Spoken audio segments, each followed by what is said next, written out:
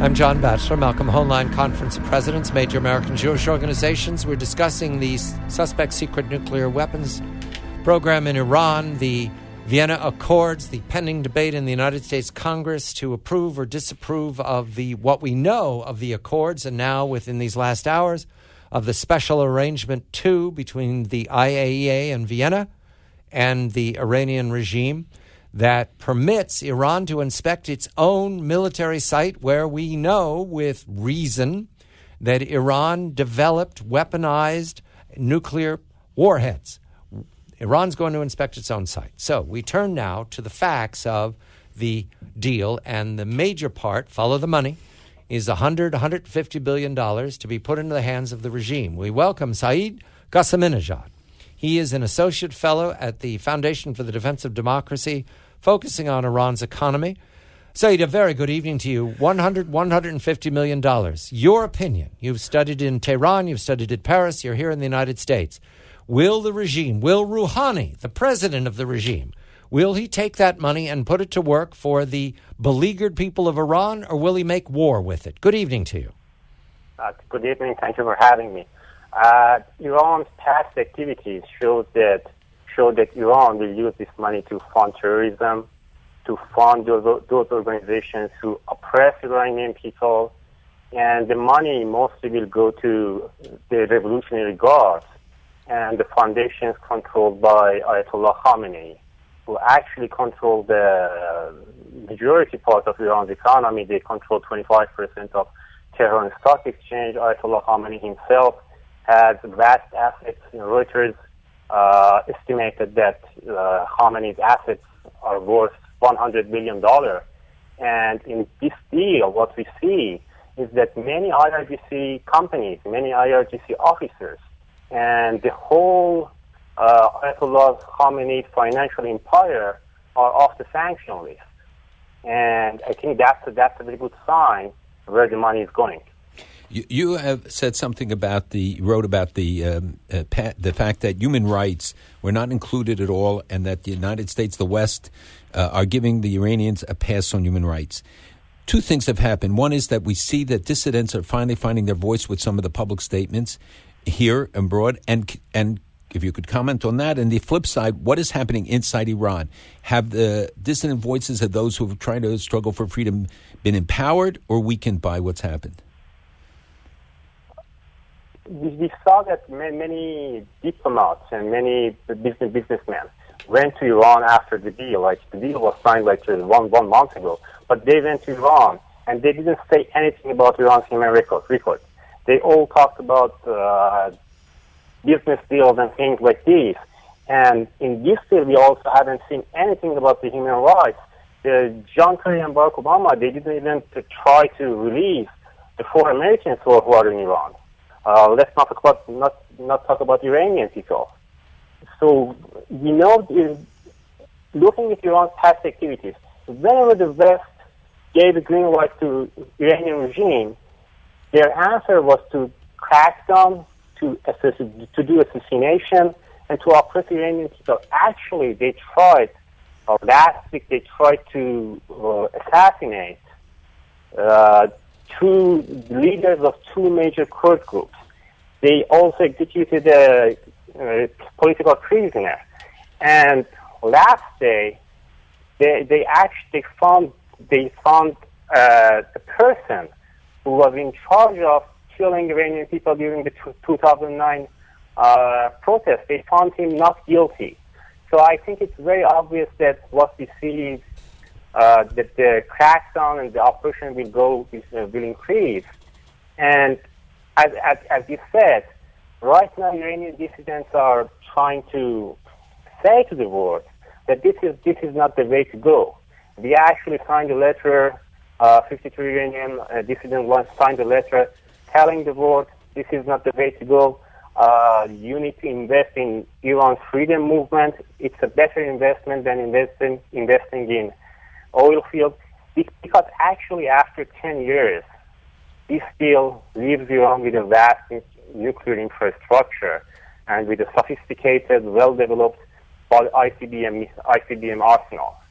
Those ICBM arsenal is is going to target New York, Washington, Paris, and London.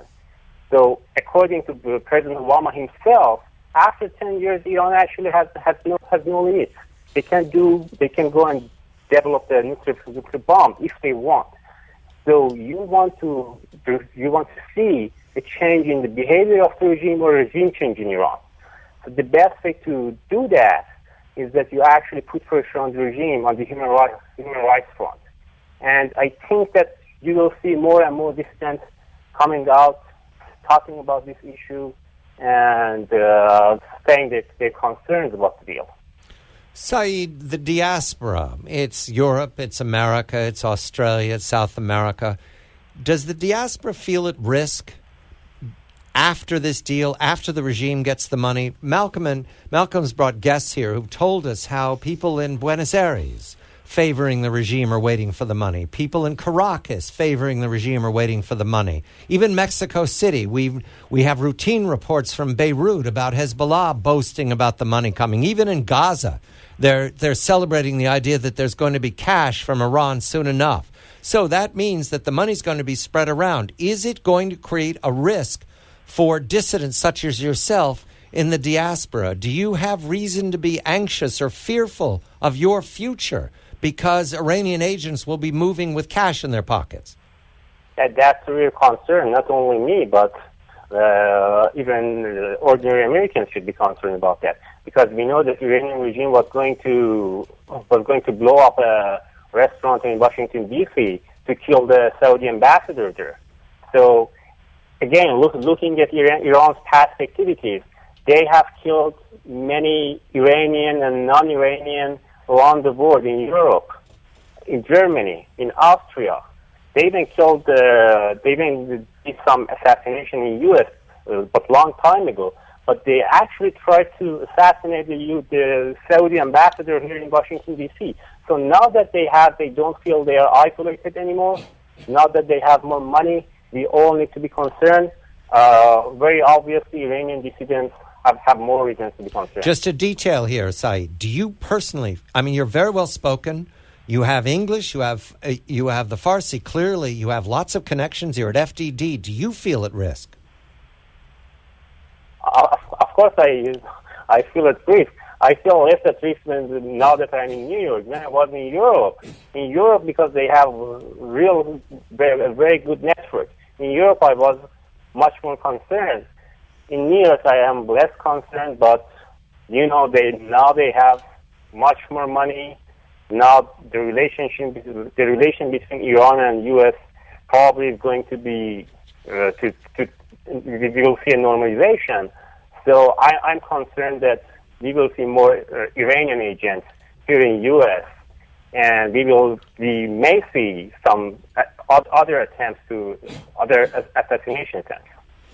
One of the ramifications of all this, obviously, will be the Tehran Stock Exchange, the business sector. This, too, will add, according to what you have written, to the enhancement of the terrorist activities and support for the IRGC, et cetera. What is the connection? How does the rise of the stock market affect what the IRGC is able to do?